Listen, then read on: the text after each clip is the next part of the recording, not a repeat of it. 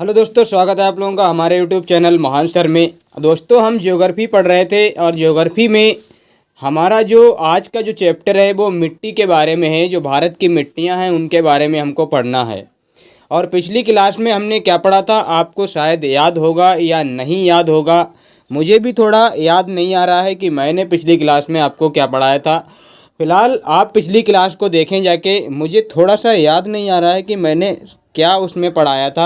हाँ, क्लाइमेट्स को पढ़ाया था। मैंने क्या पढ़ाया था? इंडियन क्लाइमेट्स को पढ़ाया था। कल की जो क्लास हुई थी उसमें मैंने इंडियन क्लाइमेट्स को पढ़ाया था और बहुत अच्छे से मैंने पढ़ाया था। पूरा का पूरा क्लाइमेट एक ही क्लास में मैंने ख़त्म भी करा दिया था। और आज की जो क्लास है वो भारत की मिट्टियों के बारे में है और ये बहुत अच्छा चैप्टर है और बहुत मतलब कन्फ्यूजिंग चैप्टर भी है, क्योंकि पता नहीं रहता कौन सी मिट्टी कहाँ पे रहती है। और मैं आपको ये आश्वासन देता हूँ कि आज के बाद आपको ये सारी दिक्कत नहीं होगी।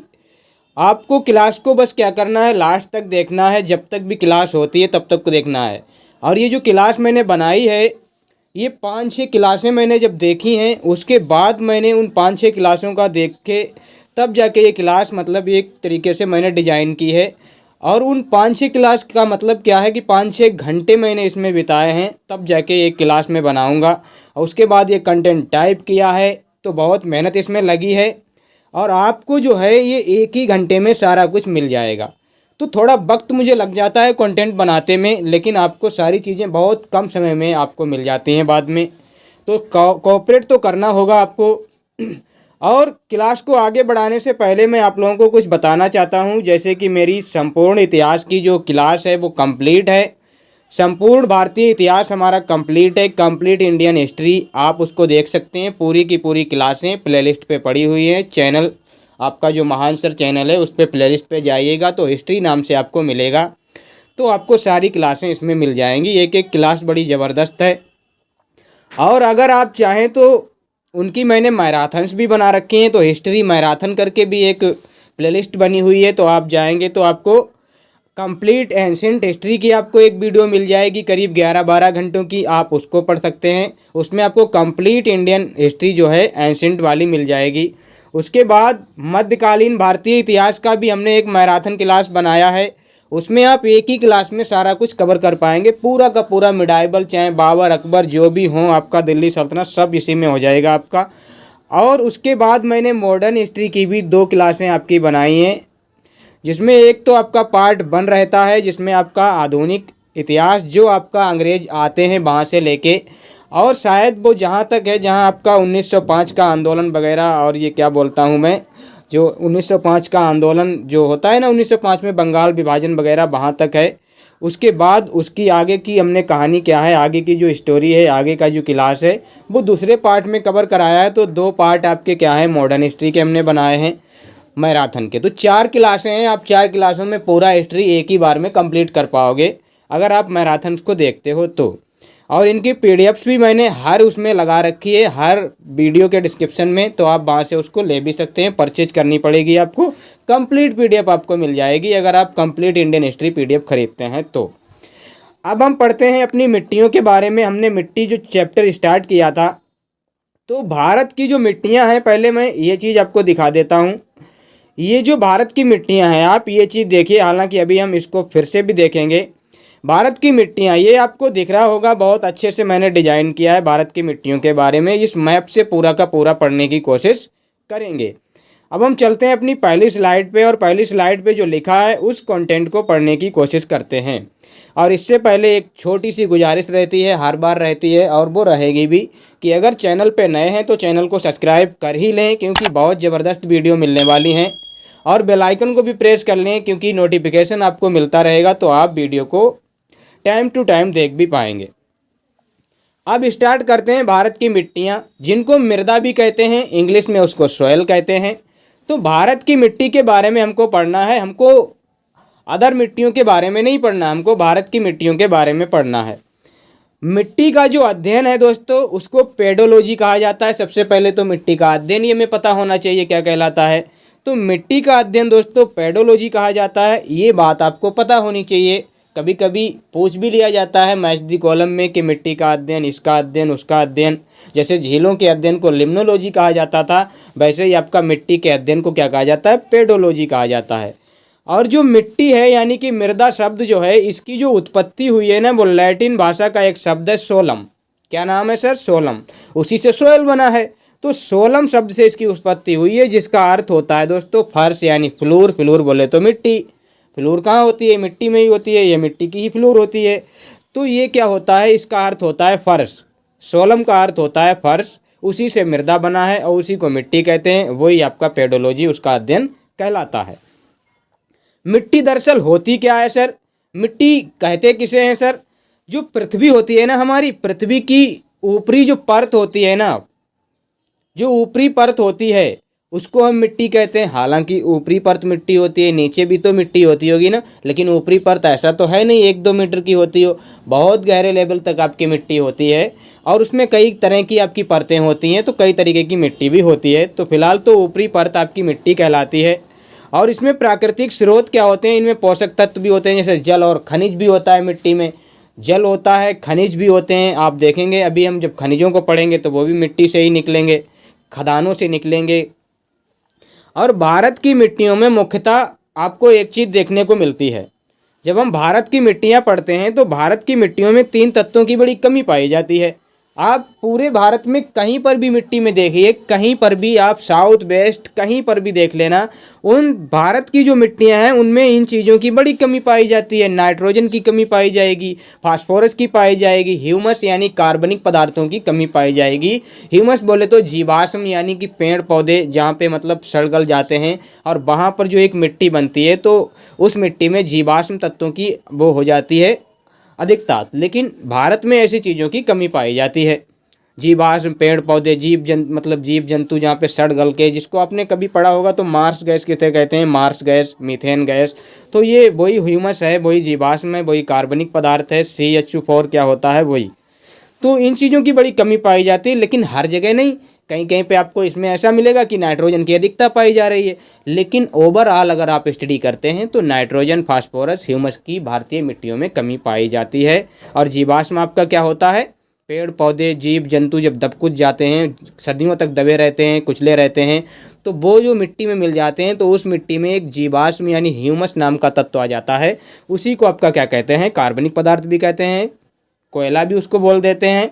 तो ये सारी बातें हैं, क्योंकि कार्बनिक पदार्थ सबसे ज़्यादा तो कोयले में है। अब भारत की मिट्टियों को पढ़ रहे हैं तो दोस्तों यहाँ पे देखिए, यहाँ पे ये जो लिखा है ना, एक बॉक्स मैंने बनाया है येलो कलर का, इसमें लिखा है ICAR। इसका मतलब सर क्या है? Indian council of agriculture and research. Indian council of agriculture and research, भारतीय कृषि अनुसंधान परिषद एक मतलब संस्था है। भारतीय कृषि अनुसंधान परिषद एक संस्था है जो मिट्टियों के बारे में अध्ययन करती है। पूरा का पूरा जो स्टडी है वो बताती है मिट्टियों के बारे में, क्योंकि ये कृषि और अनुसंधान परिषद है और कृषि का तो टोटल काम आपका मिट्टी से ही होता है। तो ये उसका अनुसंधान करती है, उस पर रिसर्च करती है और उसने अपनी रिसर्च के दौरान बताया है, भारत को जो बताया है, भारत में मिट्टियों को 8 भागों में बांटा है। मुख्यतः उसने कहा है कि भारत में 8 प्रकार की मिट्टियाँ पाई जाती हैं, ऐसा इस संस्था ने बताया है। तो इसको आप याद रखना, ये दिल्ली की आपकी संस्था है ICAR, ये आप मत भूलना। अब वो कौन सी मिट्टियाँ हैं जिनको इसने बांटा है? तो एक तो इसने जलोढ़ मिट्टी बताई है और कहा है सर्वाधिक, भारत में अगर सर्वाधिक कोई मिट्टी पाई जाती है तो वो जलोढ़ मिट्टी पाई जाती है। 43% एरिया में भारत में आपकी एलुवियल सोयल पाई जाती है, यानी कि जलोढ़ मिट्टी पाई जाती है। हमको ये पढ़ना है। दूसरी इसने बताया 18% भारत में लाल मिट्टी पाई जाती है, रेड सोयल आपकी जो होती है वो पाई जाती है। उसके बाद तीसरा नंबर आता है ब्लैक सोयल का, यानी कि काली मिट्टी का। ये तीसरी सबसे सर्वाधिक पाई जाने वाली मिट्टी है। चौथी मिट्टी दोस्तों लैटेराइट मिट्टी है, और ये लैटेराइट मिट्टी लगभग आपकी लाल मिट्टी के समान ही होती है, बस ये कुछ पीली भी होती है और थोड़ा इसमें डिफरेंट होता है तत्वों की वजह से। तो फिलहाल तो ये भी क्या है, बहुत अधिकता में पाई जाती है भारत में, चौथे नंबर पे। उसके बाद मरुस्थलीय मिट्टी होती है। उसके बाद आपकी क्या होती है, वन एवं पर्वतीय मिट्टी होती है। दलदली मिट्टी होती है, जिसको आपका एक क्या बोलता हूँ, एक मुझे थोड़ा सा ध्यान नहीं आ रहा है। पीट पीट आपकी सोयल होती है, पीट मिट्टी वो भी इसी में आती है, दलदली में। और ये दलदली ही आपकी मार्सी सोयल है, मार्सी जिसको हम कार्बनिक सोयल बोलते हैं। तो इसकी बड़ी कमी पाई जाती है। ये जो दलदली मिट्टी है ये बहुत कम है भारत में, मतलब ये दलदली मिट्टी में ही ये मार्स यानी कार्बनिक पदार्थ पाए जाते हैं, तो इसकी बड़ी कमी है। अम्लीय और क्षारीय मिट्टी की भी बात करेंगे। वैसे तो यहाँ पे लिखा है अम्लीय, वैसे यहाँ पे जो इन्होंने बात की है वो क्षारीय मिट्टी की बात की है। यहाँ पे अम्लीय लिख गया है तो वो लिखा रहने दीजिए, आप उसको टेंशन मत लीजिए, मैं उसको सही कर दूंगा। नहीं भी सही करता हूँ तो आप अम्लीय व क्षारीय को एक कैटेगरी में ही रख लीजिए। अब हम पढ़ना स्टार्ट करते हैं इन सारी मिट्टियों के बारे में। एक एक चीज़, एक एक तत्व को उठाएंगे, एक एक फैक्ट को पढ़ेंगे और बड़े अच्छे से इसको पढ़ने की कोशिश करेंगे।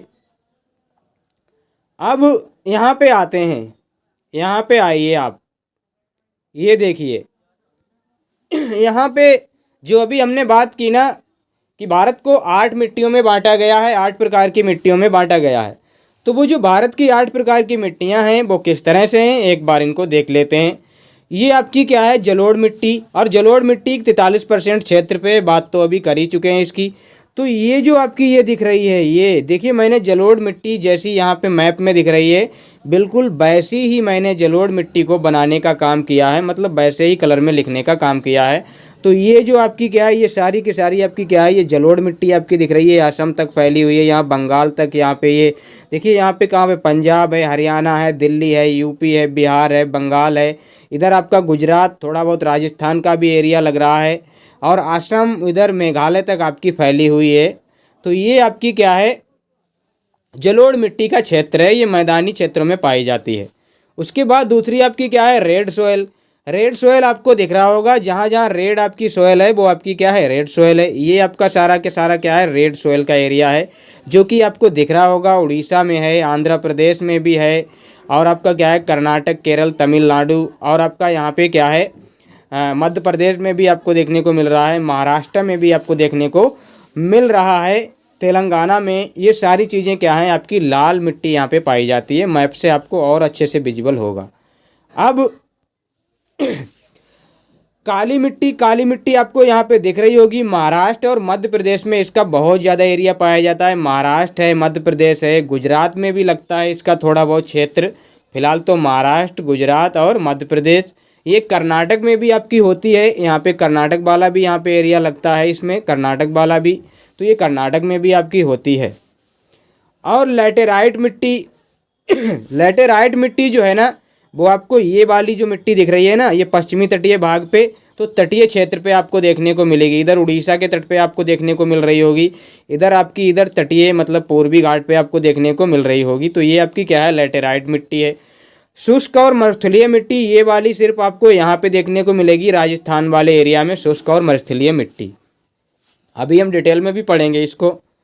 वन और पर्वतीय मिट्टी, तो ये आपकी देख रहे हैं आप, ये वन और पर्वतीय मिट्टी। तो ये आपकी वन और पर्वतीय मिट्टी आपको कहाँ पे मिल रही है, जम्मू कश्मीर है, हिमाचल है, आपका लद्दाख वाला एरिया है, और उत्तराखंड का है, इधर आपका क्या बोलता हूँ अरुणाचल प्रदेश का एरिया है, सिक्किम में भी आपको मिलेगी। तो इन सारी जगहों पे आपको ये वन और पर्वतीय मिट्टी मिलेगी। दलदली मिट्टी, दलदली मिट्टी के लिए यहाँ पे कुछ ऐसा बताया नहीं गया है, मतलब मैप में ऐसा कुछ दिया नहीं गया है, लेकिन तराई क्षेत्रों में ये पाई जाती है, जहाँ पे पानी भरा रहता है तो वहाँ पे दलदल बन जाता है, और ये यूपी वगैरह में पाई जाती है। तो हम इसको देखेंगे और पढ़ेंगे भी। अम्लीय मिट्टी, अम्लीय मिट्टी के बारे में भी हम बात करेंगे। अब इन एक एक मिट्टी को उठाते हैं और पढ़ने की कोशिश करते हैं। तो देखिए दोस्तों, यहाँ पे हम पढ़ने वाले हैं जलोढ़ मिट्टी। तो जलोढ़ मिट्टी आपको दिख रही होगी, 43% एरिया में पाई जाती है, और ये 43% एरिया पे पाई जाती है। तो इसको दो तरह की जलोढ़ मिट्टी होती है, भारत में 2 प्रकार की जलोढ़ मिट्टी पाई जाती है। एक तो दोस्तों बांगर होती है, दूसरी आपकी खादर मिट्टी होती है। अब पहले तो मैं बांगर और खादर को पहले ही बता चुका हूँ पिछली क्लासों में, फिलहाल यहाँ पर भी एक बार बता देता हूँ। पुरानी जो मिट्टी होती है, पुरानी जलोढ़ मिट्टी, सर ये जलोढ़ मिट्टी होती क्या है, एक बार ये भी तो बता दीजिए। जलोढ़ मिट्टी सर वो मिट्टी होती है जहाँ पे बाढ़ का पानी आता रहता है और जाता रहता है, मतलब बाढ़ आती है साल में और उस मिट्टी को तरोताज़ा करके चली जाती है, वो ही आपकी क्या होती है, जलोढ़ मिट्टी कहलाती है। लेकिन पुरानी जलोढ़ मिट्टी कहाँ कौन सी होती है, जहाँ पे कभी कभार बाढ़ आती है और हर बार बाढ़ नहीं आती है, हर बार जहाँ पे बाढ़ नहीं आती है, मतलब वहाँ हर बार बाढ़ का पानी नहीं पहुँचता है, या बिना बाढ़ वाला भी पानी आपका होता है, मतलब मिट्टी होती है, तो उसको क्या है, पुरानी जलोढ़ मिट्टी कहते हैं। बिना बाढ़ वाले क्षेत्र को ये मिट्टी मतलब पाई जाती है, जहाँ पे बाढ़ का पानी नहीं पहुँचता है। अब दूसरी क्या है दोस्तों, नई जलोढ़ मिट्टी, जिसमें आपका क्या है, बाढ़ वाले क्षेत्र में पाई जाती है, जहाँ पे बाढ़ वाला क्षेत्र होता है। देखिए यहाँ पे देखिए ये मैप, ये आपको दिख रहा होगा ये मैप, ये मतलब क्या है, आपको यहाँ से समझ आ रहा होगा। फिलहाल तो मैं बता चुका हूँ ये सारी चीज़ें, लेकिन एक बार फिर बता देता हूँ। जैसे कि ये आपकी रिवर है, और रिवर से क्या है, पानी चल रहा है, और जब भी बाढ़ आती है ना नदी में, तो वो बाढ़ आपका पानी इधर फैलाती है, इधर फैलाती है, चारों तरफ आपका ना क्या है, पानी फैलाती है। तो ये जो जहाँ तक पानी फैलता है, जहाँ तक ये पानी फैलता है, तो ये क्षेत्र खादर कहलाता है। आपने गांव वगैरह में भाषा, गांव की जो भाषा होती है ना, वो बड़ी ही मतलब एक तरीके से आपको बड़ी वैसी भाषा मिलती है गांव में। तो गांव में आपने एक शब्द सुना होगा, अगर आप गांव से हैं तो खदरे, खदरा लोग बोलते हैं, खदरे से वहाँ पे खदरा है, ये है। तो वो खदरा जो होता है ना, उसी को खादर बोलते हैं। तो वही आपका बाढ़ वाला एरिया होता है, जहाँ पे नदी के किनारे वाले क्षेत्र को खदरे बोलते हैं, खदरा। तो उसी को खादर कहा जाता है हमारी भाषा में। अब बहुत सा, और हर जगह तो बाढ़ का पानी जाता नहीं है, तो जहाँ पे बाढ़ का पानी नहीं जाता है उसके दूर वाली जगह को आप क्या बोलते हैं, बांगर बोलते हैं। ये वाली जगह आपकी क्या रह जाती है, बांगर रह जाती है। तो ये होता है आपका खादर और बांगर का मामला। अब हम देखते हैं इसके बारे में जो भी फैक्ट हैं उनको एक बार रीड करते हैं, और बड़े अच्छे से रीड करने की कोशिश करेंगे।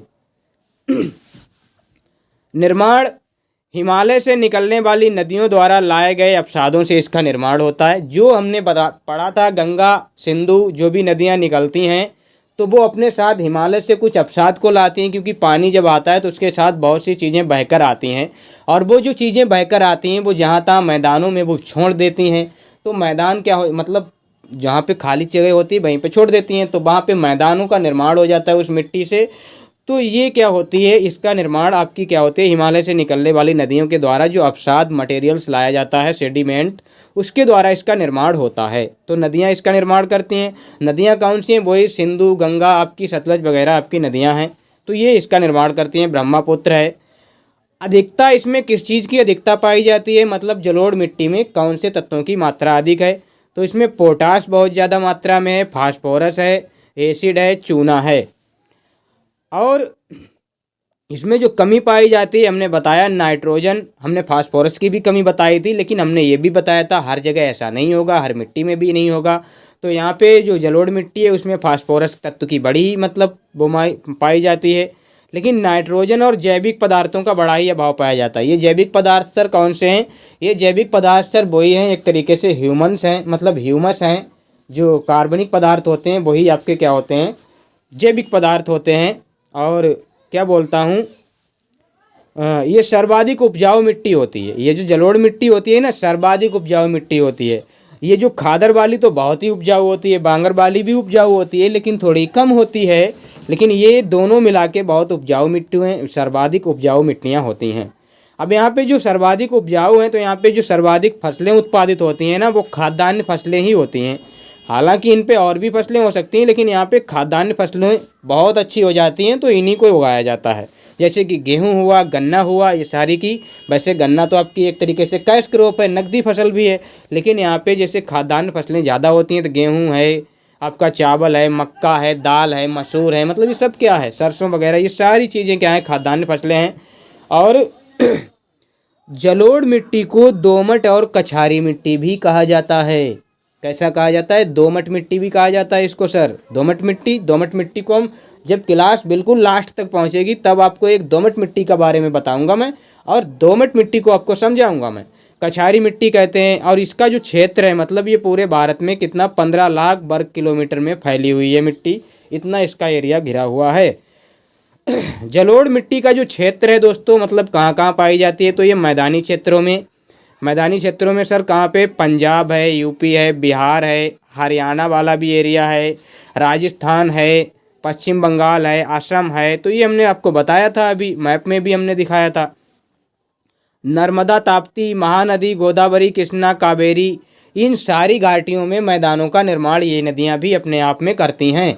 जैसे कि उत्तर के मैदान तो होते ही हैं, लेकिन ये नदियाँ भी मैदानों का निर्माण करती हैं, तो यहाँ भी पाई जाती है। वैसे सिंधु गंगा सतलज ये नदियों का बहुत निर्माण करती हैं। मतलब जहाँ पे नदियाँ होंगी वहाँ पे मैदानी मिट्टी पाई जाएगी, जलोढ़ मिट्टी पाई जाएगी। सीधी सीधी बात ये है, सीधी सीधी बात है ये। आगे बढ़ते हैं दोस्तों, आगे हम सेकेंड मिट्टी के बारे में बात करते हैं और वो हमारी क्या है, लाल मिट्टी है। पहले तो आपको ये इमेज मैं आपको दिखाई देता हूँ, ये आपको इमेज दिख ही रही होगी। लाल मिट्टी इस तरह की आपकी होती है। देखिए ये आपकी क्या है, लाल मिट्टी है। तो आप एक बार देख लीजिए, मैंने आपको जूम कर दिया है, जूम करने से आपको अच्छे से दिख जाती है। अब मैं इसको जूम आउट कर देता हूँ और अपनी क्लास को आगे बढ़ाने की कोशिश करता हूँ। तो देखिए यहाँ पे मैं लाल मिट्टी के बारे में बता रहा हूँ। तो लाल मिट्टी 18% क्षेत्र पे पाई जाती है, दूसरी सर्वाधिक पाई जाने वाली मिट्टी है। इसका जो निर्माण है दोस्तों वो कायांतरित चट्टानों के द्वारा हुआ है। एक चट्टानें होती हैं, जब हम रॉक्स के बारे में पढ़ेंगे तब हम बताएंगे कायांतरित चट्टानें क्या होती हैं, आग्नेय चट्टानें क्या होती हैं, और जो भी चट्टानें होती हैं वो हम सारी चीज़ें बताएंगे। तो चट्टानों के, कायांतरित चट्टानों के टूटने से इस मिट्टी का निर्माण होता है। भारत में दूसरी सर्वाधिक पाई जाने वाली मिट्टी ये कहलाती है। सर समझ में आ गया, आपने बताया तो समझ में तो आना ही आना है। अब इसमें पाए जाने वाले जो तत्व हैं ना, इसका जो रंग है ना वो लाल क्यों होता है? इसमें जो तत्व पाए जाते हैं ना वो सिलिका और आयरन, इसमें क्या है, तत्व पाए जाते हैं। इसका जो तत्व इसमें जो मतलब बहुत ज़्यादा इसमें तत्वों की अधिकता है ना, यहाँ पे मुझे लिखना चाहिए था अधिकता किन तत्वों की है। तो अधिकता इनमें सिलिका और आयरन की है, लेकिन इसमें जो कमी है वो किसकी है, नाइट्रोजन, फास्फोरस और जीवाश्म की। पहले ही बता चुका हूँ, नाइट्रोजन, फास्फोरस, ह्यूमस की कमी पाई जाएगी, जीवाश्म की कमी पाई जाएगी। तो ये तो कमी पाई ही जाएगी। अब इसका जो रंग लाल है सर वो कैसे होता है? इसमें एक तत्व होता है लोह ऑक्साइड। तो लोह ऑक्साइड के कारण इसका जो रंग है ना सर वो लाल हो जाता है। और अगर इसमें आप जल डाल देते हैं ना, इसमें अगर आप पानी मिला देते हैं ना, तो ये पीली हो जाती है, ये आपकी येलो कलर की बन जाती है। तो इसमें जल मिलाने पर ये येलो कलर की हो जाती है। और ये मैंने यहाँ पे एक वो डायग्राम भी बना दिया है यहाँ पे कि आपकी रेड सॉइल अगर है प्लस उसमें वाटर अगर आपने ऐड कर दिया तो ये कैसी दिखने लगेगी, येलो दिखने लगेगी। ये भी हमने यहाँ पे बना दिया। और ये 6.1 लाख किलोमीटर वर्ग क्षेत्रफल पे पाई जाती है ये मतलब मिट्टी। मतलब दूसरी सर्वाधिक मिट्टी है तो बहुत ज़्यादा लेवल तो हो गई होगा इसका सर। अब इसका जो क्षेत्र है ना, मतलब ये कहाँ पाई जाती है, जैसे कि तमिलनाडु में पाई जाती है, कर्नाटका में पाई जाती है, और दोस्तों ये केरल, महाराष्ट्र, उड़ीसा, पूर्वी मध्य प्रदेश में पाई जाती है। हमने मैप में भी आपको दिखाया होगा शायद। ये देखिए यहाँ पे ये जो क्या है, ये सब रेड सॉइल है ना। देखिए केरल है, यहाँ पे कर्नाटक है, केरल है, तमिलनाडु है, यहाँ पे क्या है आपकी सारी चीज़ें वही हैं, पूर्वी मध्य प्रदेश है, महाराष्ट्र है, ये सारी चीज़ें, उड़ीसा सब जगह ये पाई जाती है। ये हमने आपको बताया था और वहाँ पर ये पाई भी जाती है। तो मतलब मैप से आप अगर देख के पढ़ेंगे ना तो आपको बहुत मज़ा आने वाला है और बहुत अच्छे से सारी चीज़ें क्लियर भी होंगी।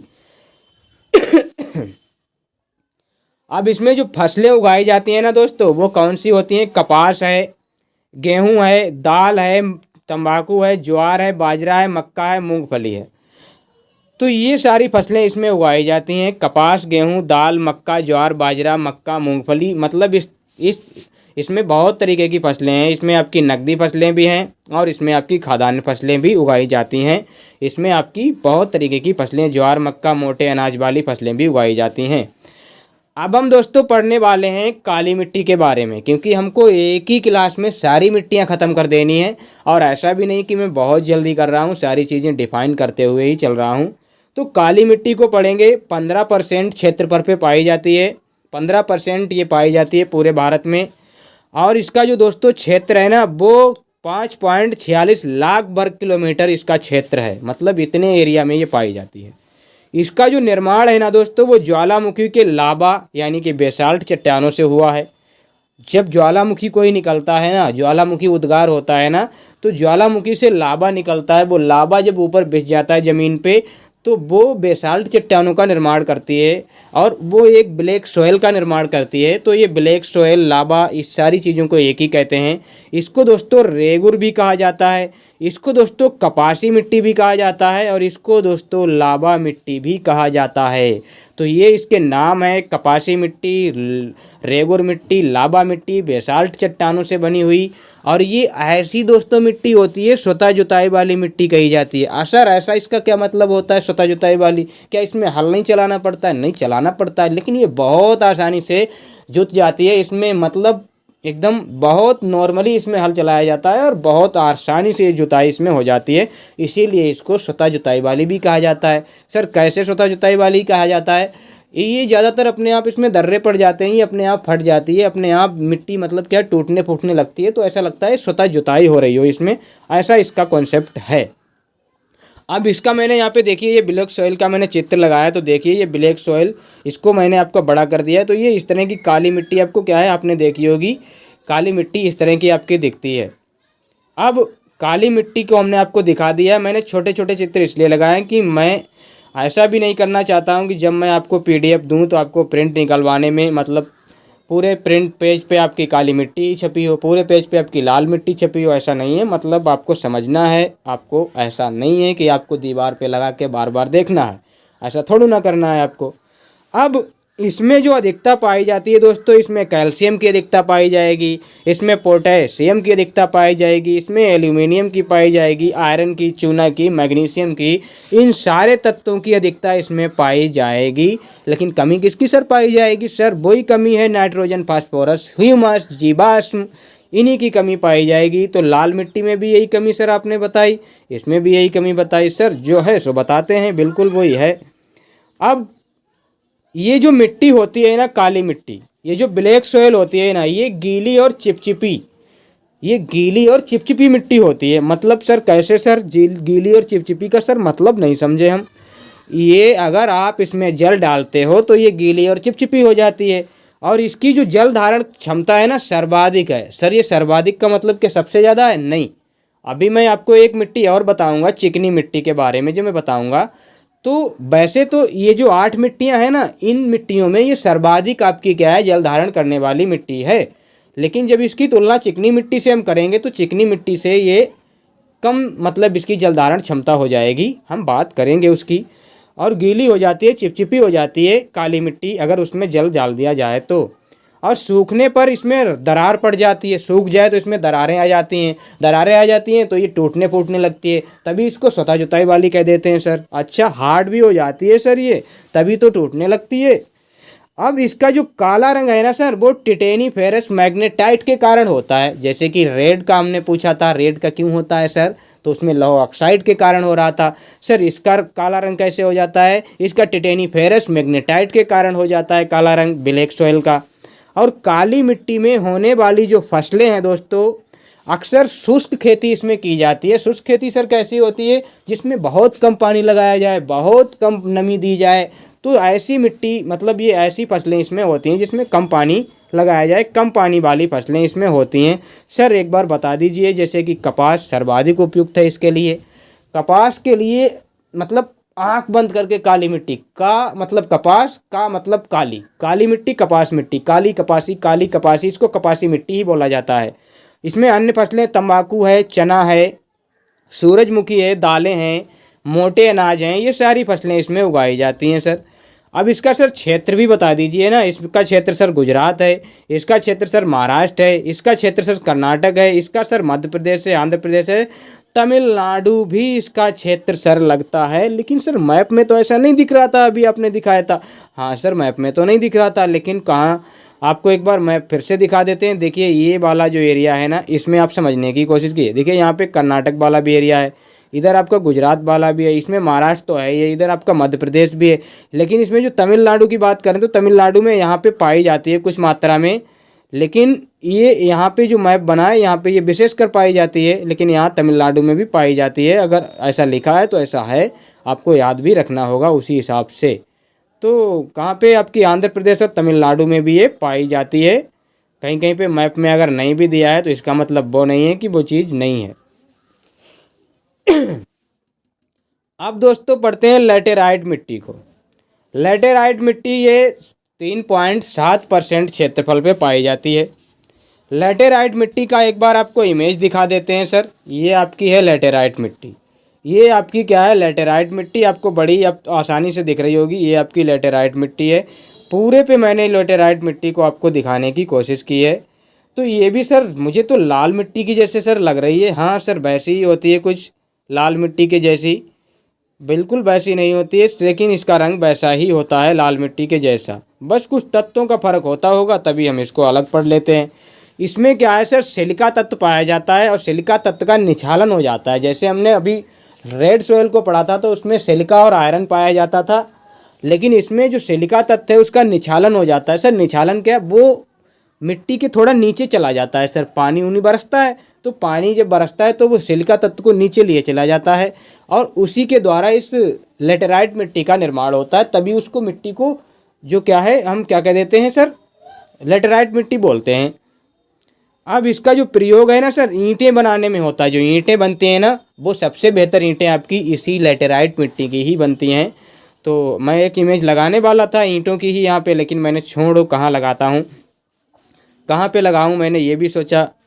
अब ये कम उपजाऊ वाली मिट्टी होती है क्योंकि इसकी ईंटें बनाई जाती हैं। तो इसका क्या मतलब है सर, कम उपजाऊ होगी तभी तो ईंटों के काम में आ जा रही है। अब स्वरूप इसका कैसा होता है, मतलब इसका जो गुण होता है वो कैसा होता है। अगर ये भीग जाए, इसमें अगर पानी डाल दिया जाए तो ये बड़ी कोमल हो जाती है, बड़ी मुलायम हो जाती है ये मिट्टी। और सूखने पर ये कैसी हो जाती है, कठोर हो जाती है। सर ये बात तो आपने अभी काली मिट्टी में भी बताई थी, चिपचिपी हो जाती है और सूखने पर दरार पड़ जाती है, लेकिन ये कठोर हो जाती है। और ये आपकी क्या है, क्योंकि सूखने पे ये कठोर कैसी हो जाती है सर, क्योंकि इसकी ईंटें बनती हैं ना, जब इसमें पानी डाला जाता है तो ये कोमल हो जाती है। उसे किसी भी रूप में ढाला जा सकता है। जब इसको ईंट के नुमा में, ईंट का जो आपका क्या होता है, सांचा होता है ना, उसके ज़रिए ईंट बनाई जाती है। तो उसको ईंट मतलब सांचे से जब वो ईंट की निकाली जाती है तब वो सूख जाती है। तो फिर वो कैसी हो जाती है, आपने देखा होगा, खुद कठोर हो जाती है। तो ये वो मिट्टी होती है। इसी कारण सिलिका तत्व का निछालन हो जाता है। किस कारण, भीगने पर ये कैसी हो जाती है, कोमल, और सूखने पर कठोर। जब इसमें पानी डाला जाता है ना, पानी जब इसमें पड़ता है तो सिलिका तत्व नीचे चला जाता है, इसी कारण।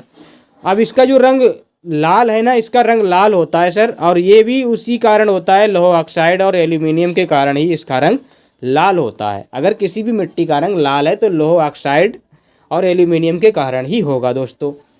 इसमें कमी वही नाइट्रोजन है, चूना है, फास्फोरस है, नहीं इसमें चूना नहीं है, नाइट्रोजन है, पोटाश है, चूना है, जैविक पदार्थ। जैविक पदार्थ बोले तो वही आपका क्या है, ह्यूमस।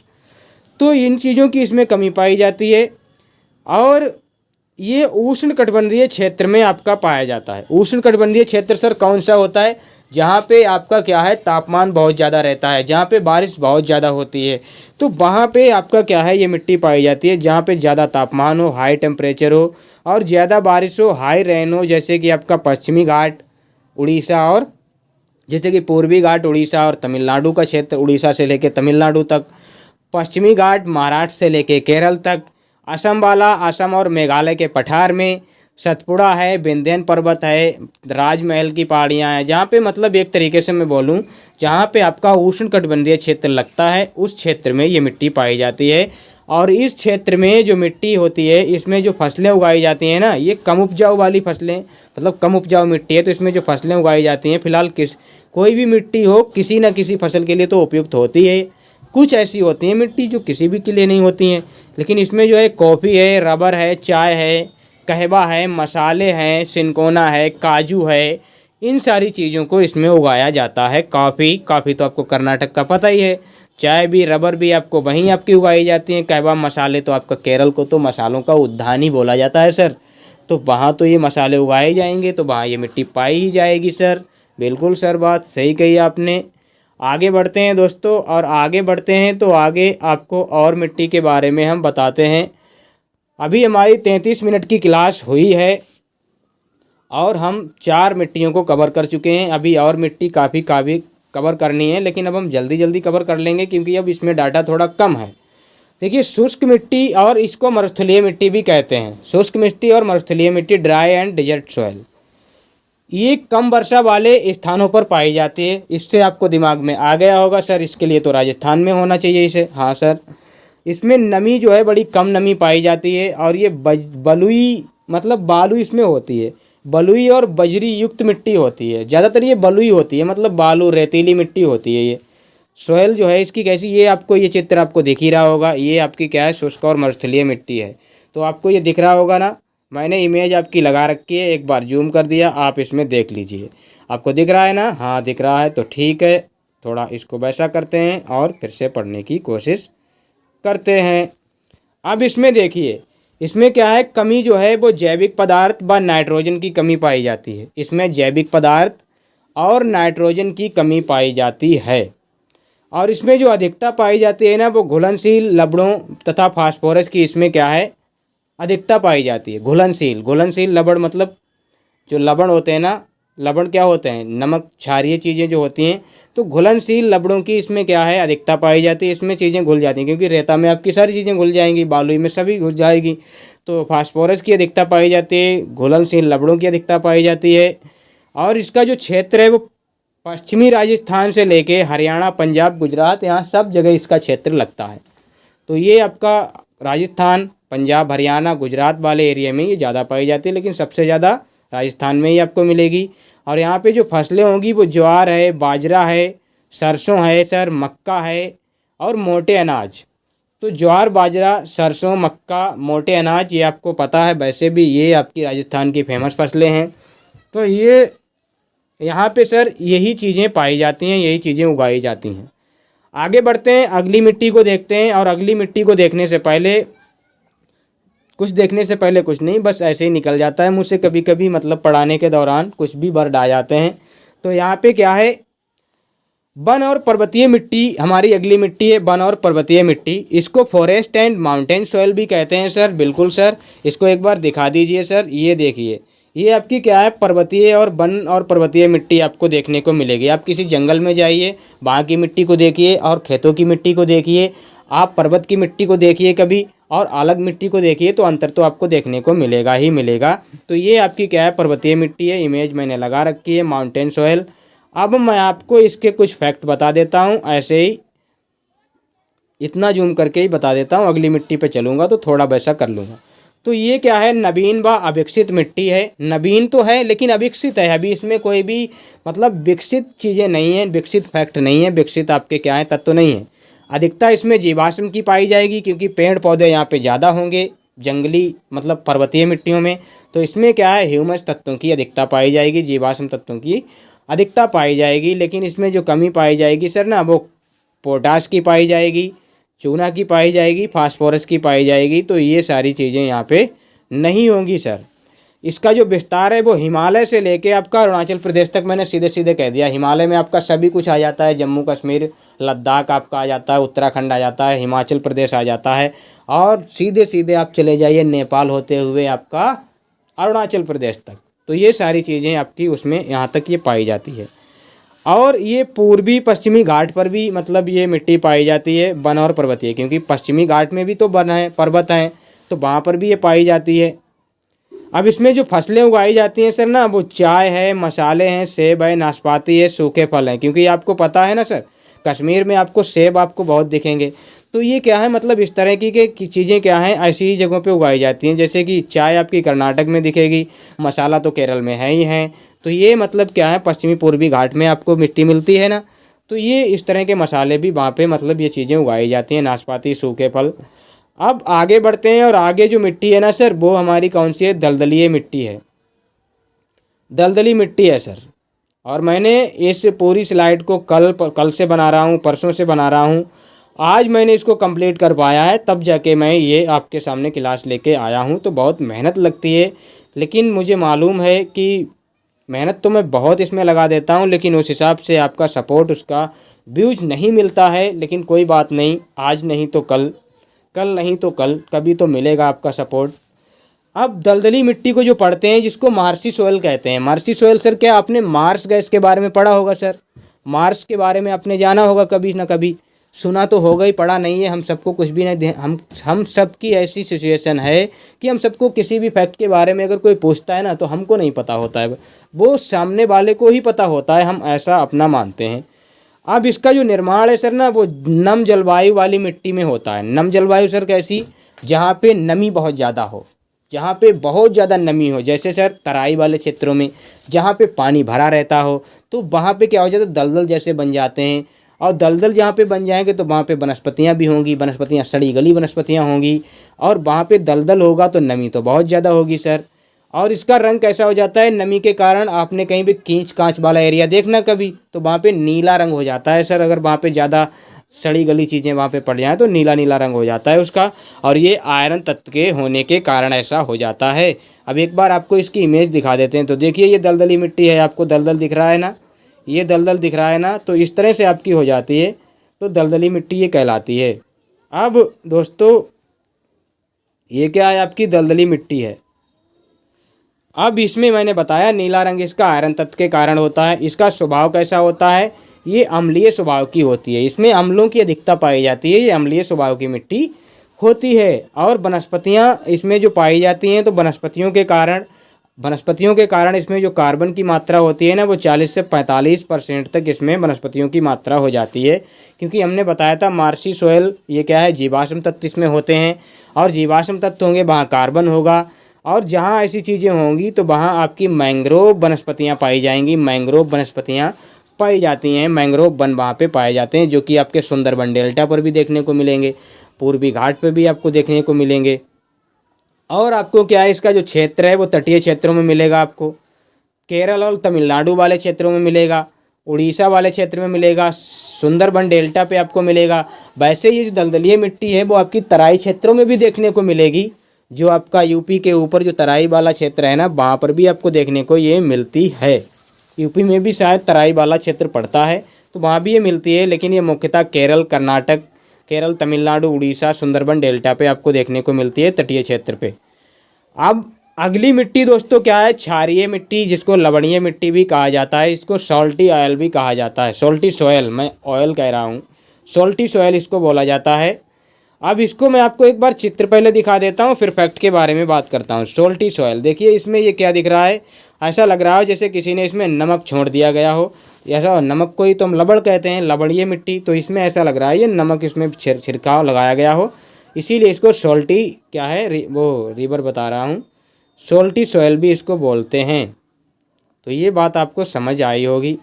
अब इसका जो क्षेत्र है दोस्तों वो पंजाब में है, हरियाणा है, राजस्थान है, बिहार है, महाराष्ट्र के शुष्क प्रदेशों में ये मिट्टी वहाँ पे पाई जाएगी, जहाँ पे शुष्क मैदान है, शुष्क क्षेत्र हैं, वहाँ पे ये पाई जाएगी। जैसे कि पंजाब और हरियाणा हुआ, और राजस्थान हुआ, यूपी हुआ, बिहार हुआ, महाराष्ट्र हुआ।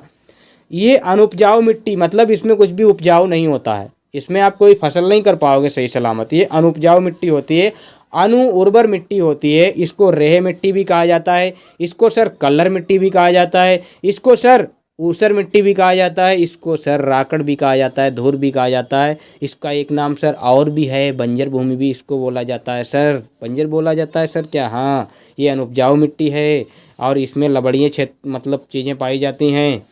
क्षारीय मिट्टी में नाइट्रोजन का प्रभाव रहता है, इसमें नाइट्रोजन बहुत मात्रा में होती है, तो नाइट्रोजन का इसमें प्रभाव रहता है।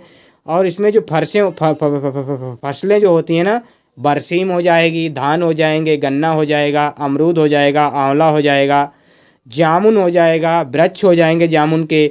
लेकिन ये एक अनुपजाऊ मिट्टी है, इसमें उतनी मात्रा में ये सारी चीज़ें नहीं होती हैं, लेकिन फिर भी ये सारी चीज़ें हो जाती हैं। आप जब भी देखेंगे तो ऐसी मिट्टी में आपकी ऐसी चीज़ें होती हैं, बरसीम वगैरह ऐसी चीज़ों में होती हैं, मतलब हो जाती हैं। ऐसा नहीं बरसीम इसी में होती है, इसमें बरसीम हो जाती है और कोई फसल नहीं हो पाती है, यही फसलें हो पाती हैं।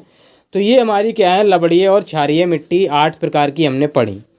अब दोस्तों आगे बढ़ते हैं, और आगे बढ़ते हैं तो कुछ मिट्टियाँ और हैं जो कणों के आधार पर मिट्टी के प्रकार बताए गए हैं। कणों के आधार पर आपके 3 प्रकार के मिट्टी के बताए गए हैं। जैसे कि आपकी एक बालू मिट्टी होती है, जो कि बड़े बड़े कण होते हैं, जिसमें उसे बालू मिट्टी कहते हैं। एक आपकी सिल्ट मिट्टी होती है, जिसमें छोटे और बड़े दोनों प्रकार के कण होते हैं। और एक आपकी क्या है, चिकनी मिट्टी होती है, जिसमें छोटे ही छोटे कण होते हैं। अब मैंने इनकी तीनों की इमेज भी लगाई है, तो एक एक को देख लेते हैं। ये आपकी क्या है, बालुई मिट्टी है, आपको दिख रहा होगा बालू है ये आपको चित्र मतलब छोटा लगाया है ना, तो आपको उस हिसाब से दिख नहीं पा रहा है, लेकिन ये बालू मिट्टी ही है। और ये जो आपकी क्या है, सिल्ट मिट्टी है, इसमें आपकी क्या है, छोटे और बड़े कण दोनों इसमें मिक्स हैं, तो ये आपकी क्या है, वो है। और ये आपकी बड़े बड़े कण हैं, इसमें दिख नहीं रहे बड़े बड़े कण, लेकिन ये बड़े बड़े कण ही हैं, मतलब इसमें सब कण बड़े बड़े हैं, मतलब छोटे नहीं हैं जो भी हैं। हालांकि कण छोटे ही हैं, लेकिन वो जो मतलब एकदम महीन कण नहीं है। और यहाँ पर जो है इसमें बड़े कण भी हैं और महीन कण भी हैं, छोटे कण भी हैं। तो ये क्या है, आपकी सिल्ट है। और ये जो दोस्तों है ना चिकनी मिट्टी, ये आप देख ही रहे हैं चिकनी है, जहाँ पे आपने कभी देखा हो कींच वाला एरिया हो जहाँ पे गाड़ियाँ फंस जाती हों, पहिए रपटने लगते हो, तो वो आपका क्या होता है, वही आपका दलदल मतलब एक तरीके से कींच वाली मिट्टी हो जाती है। उसको चिकनी मिट्टी कहते हैं। जहाँ पे आप कभी गिरे हों, आपको कभी रपटना आया हो, तो वो आपकी चिकनी मिट्टी होती है। छोटे छोटे कण होते हैं, महीन कण होते हैं और बड़ी चिकनी मिट्टी होती है। तो वहाँ पे ऐसा होता रहता है। अब दोस्तों क्या है, अब मैंने आपको बताया था काली मिट्टी सर्वाधिक उपजाऊ, सर्वाधिक मतलब मैंने क्या बताया था, काली मिट्टी क्या होती है, सर्वाधिक जल धारण वाली मिट्टी मैंने बताया था उन 8 मिट्टियों में। लेकिन अगर यहाँ पे बात करें तो सर्वाधिक जल धारण क्षमता आपकी चिकनी मिट्टी में होती है, और दूसरी सर्वाधिक अगर जल धारण की क्षमता करें तो वो आपकी काली मिट्टी में होती है। तो ये आपको समझ आया होगा। मैंने आपको क्लास के शुरुआत में एक बात बोली थी कि मैं लास्ट तक पहुँचते पहुँचते आपको किसके बारे में बताऊंगा, मैं आपको बताऊंगा दोमट मिट्टी के बारे में। तो दोमट मिट्टी का यहाँ पे आप लोग देख लीजिए, ये रही आपकी दोमट मिट्टी, नोट करके मैं लिख के लाया हूँ। और दोमट मिट्टी जो है ना, यही इन्हीं मिट्टियों से मिलके बनी है। जो आपकी ये मिट्टियाँ आपकी दिख रही हैं ना कणों के आधार पर, इन्हीं के आधार पर ये दोमट मिट्टी बनाई गई है। जैसे कि बालू को मिला के, सिल्ट को मिला के और चिकनी मिट्टी, इन तीनों मिट्टियों को अगर आप मिला दें, ये मिट्टी अत्यधिक उपजाऊ होती है। सबको मिला के ये बहुत उपजाऊ मिट्टी होती है दोमट। दोमट मिट्टी को हमने बताया था, ये जलोढ़ मिट्टी को ही दोमट मिट्टी और कछारी मिट्टी कहा जाता है। तो ये जो मैदानी मिट्टी होती है ना, उसमें ये तीनों कण, ये सारी चीज़ें पाई जाती हैं मैदानी मिट्टी में, और इसी को दोमट और कछारी मिट्टी भी बोला जाता है। दोमट मिट्टी बहुत ही अत्यधिक उपजाऊ होती है क्योंकि ये मैदानी मिट्टी होती है। इसका 3 तत्वों की, 3 मिट्टियों के मिश्रण से इसका निर्माण होता है। जैसे कि दोमट मिट्टी में आपकी बालू मिट्टी भी है, सिल्ट मिट्टी भी है, चिकनी मिट्टी भी है। तो 40% बालू है, 40% सिल्ट है और 20% चिकनी है। ये सब मिला के आपकी दोमट कहलाती है। अब आगे बढ़ते हैं, और आगे बढ़ते हैं तो एक बहुत इम्पोर्टेंट चीज़ की तरफ बढ़ते हैं। हालांकि हम मिट्टी के बारे में सारा कुछ पढ़ चुके हैं, लेकिन थोड़े बहुत पॉइंट अभी बचे हुए हैं। 5 मिनट 10 मिनट लगेंगे, आपका काम हो जाएगा। अब ICAR जो है ना, हमारी मिट्टियों का जो वर्गीकरण किया है ना, वो ICAR ने किया है। किस आधार पे किया है सर? मिट्टी की प्रकृति और गुणों के आधार पर उसका वर्गीकरण किया है। और ये जो वर्गीकरण है, ये वर्गीकरण USA के कृषि विभाग पर आधारित है। मतलब ऐसा ही वर्गीकरण USA ने भी किया है, लेकिन USA ने जो वर्गीकरण किया है उसे 11 गणों में बांटा है। मतलब 11 कैटेगराइज उसकी कर दी है मिट्टी की, और भारत ने जो बांटा है उसको 8 कैटेगरी में बांटा है। यहाँ पे इन्होंने 11 कैटेगरी में बांटा है। और इन्होंने जो अपने नाम दिए हैं ना, अमेरिका वालों ने, इन्होंने अलग ही नाम दिए हैं। तो उन नामों को जानना बड़ा ज़रूरी है और उनके बारे में जानते हैं। मिट्टी यही है, जो मिट्टी अभी हमने पढ़ी है यही मिट्टी है, उसके नाम अलग अलग दे दिए हैं। जैसे इन्होंने इनसेप्टिसोल एक मिट्टी बोली है। ये कौन सी मिट्टी है? जिसमें क्ले यानी कि जो आयरन वाली मिट्टी होती है, जिसमें एल्यूमिनियम का अभाव होता है, वो मिट्टी। जैसे कि गंगा, सिंधु और ब्रह्मपुत्र के बांगर मैदानों में जो मिट्टी पाई जाती है, बांगर वाला जो इलाका होता है ना, जहाँ पे बिना बाढ़ वाला मैदानी क्षेत्र होता है, वो मिट्टी एनसेप्टिसोल इन्होंने कहा है उसको। और इन्होंने एक एंटीसोल भी बताया है, नई विकसित मिट्टी, नवीन जलोढ़ मिट्टी, जो खादर वाली मिट्टी होती है सर, वो इन्होंने एंटीसोल कहा है। और जो जलोढ़ की पुरानी मिट्टी है उसको एनसेप्टिसोल कहा है सर। और एक इन्होंने एल्फीसोल भी बोला है। भारत की जो लाल मिट्टी है ना सर, लाल व लैटेराइट मिट्टी, इन्होंने उसको क्या बोला है? एल्फीसोल भी बोला है। और एक इन्होंने बर्टिसोल बताया, जो दक्षिण भारत में काली मिट्टी पाई जाती है तमिलनाडु के क्षेत्र में, तो सर वो इन्होंने बर्टिसोल बोला है। और इन्होंने एरिडोसोल एक मिट्टी को नाम दिया है, वो अधिकतर शुष्क क्षेत्रों की मिट्टी। जैसे कि मैं आप बात करूं तो मरुस्थलीय मिट्टी की बात कर रहे हैं ये। एरिडोसोल मतलब एरिड माने ही शुष्क होता है, तो एरिडोसोल, सोल मतलब क्या है? मिट्टी। एरिड मतलब क्या है? शुष्क। तो इन्होंने एरिडोसोल कहा है, अधिकतर शुष्क मिट्टी, जो कि पंजाब, हरियाणा, राजस्थान, गुजरात में होगी आपकी। ये बात सर सही है। और आपकी अल्टीसोल मिट्टी, अल्टीसोल आपकी कैसी है? ये लाल और पीले रंग की मृदा होती है, केरल, तमिलनाडु और उड़ीसा में ये पाई जाती है।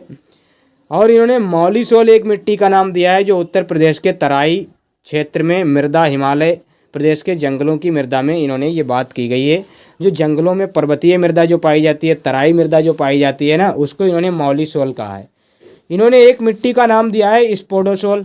स्पोडोसोल जो हल्के भूरे रंग की होती है, राख जैसी मिट्टी। आपने देखी होगी कहीं कहीं पे मिट्टी आपको ऐसी मिलेगी जो राख की तरह होगी और हल्के भूरे रंग की होती है। और आगे बढ़ते हैं, और भी आपके 3 कैटेगरीज हैं इनके, और लास्ट स्लाइड पे हम बिल्कुल आ चुके हैं। ये स्लाइड इसकी लास्ट स्लाइड होने वाली है क्लास की। अब हिस्टोसोल एक आपका है, हिस्टोसोल। हिस्टोसोल ये आपकी एक मिट्टी है, कार्बनिक मिट्टी है। इसको कार्बनिक मिट्टी कहा जाता है, दलदलीय मिट्टी कहा जाता है और पीट मिट्टी कहा जाता है। इसमें जीवाश्म तत्वों की अधिकता पाई जाती है, कार्बनिक मिट्टी होती है।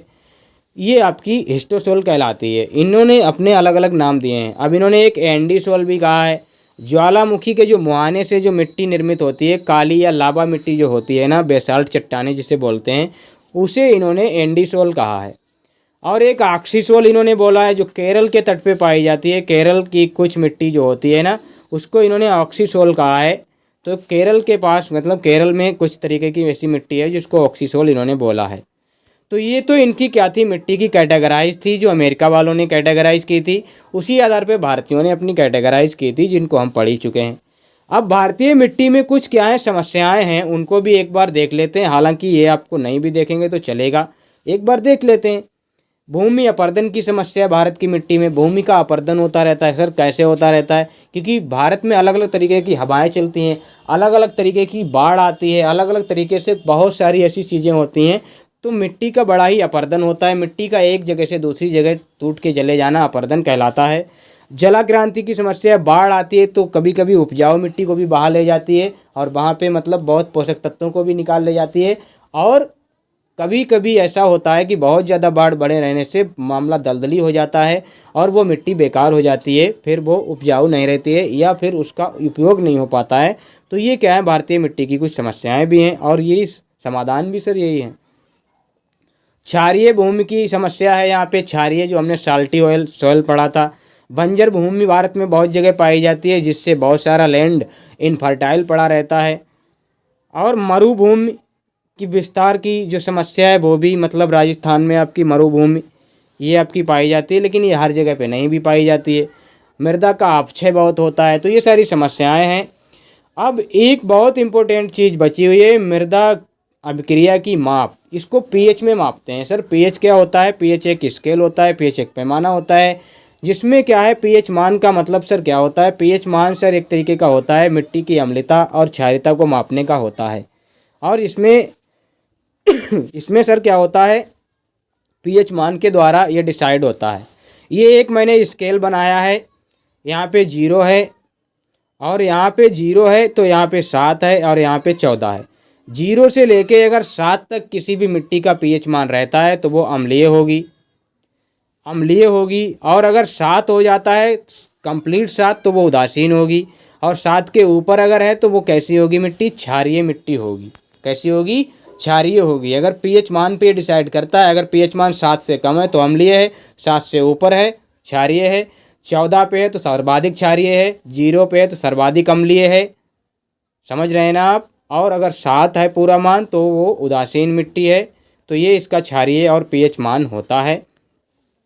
तो उम्मीद करता हूँ क्लास तो आपको बहुत अच्छी लगी होगी। और क्लास अगर आपको अच्छी लगी है ना दोस्तों, तो क्लास को लाइक ज़रूर करिएगा और हमारे चैनल महान सर को सब्सक्राइब कर लीजिएगा और बेल आइकन को प्रेस कर लीजिएगा, ताकि वीडियो की नोटिफिकेशन आप लोगों को मिलती रहे। और आप लोग अगर पीडीएफ चाहिए ना, तो पीडीएफ के लिए हमारा टेलीग्राम पे महान सर के नाम से इसको ज्वाइन करिएगा। आपको टेलीग्राम पे इसकी पीडीएफ मिल जाएगी, हूबहू पीडीएफ आपको मिल जाएगी। तो सपोर्ट बनाए रखिए, हम मेहनत कर रहे हैं, आप हमें सपोर्ट कीजिए। व्यूज़ नहीं आ रहे हैं लेकिन फिर भी मेहनत कर रहे हैं, कभी ना कभी तो आएंगे ही। तो इसी उम्मीद पे लगे रहते हैं और आप हमें सपोर्ट कीजिए, हम आपके लिए ऐसा ही कंटेंट लाते रहेंगे। तो मिलते हैं नेक्स्ट वीडियो में, तब तक के लिए धन्यवाद।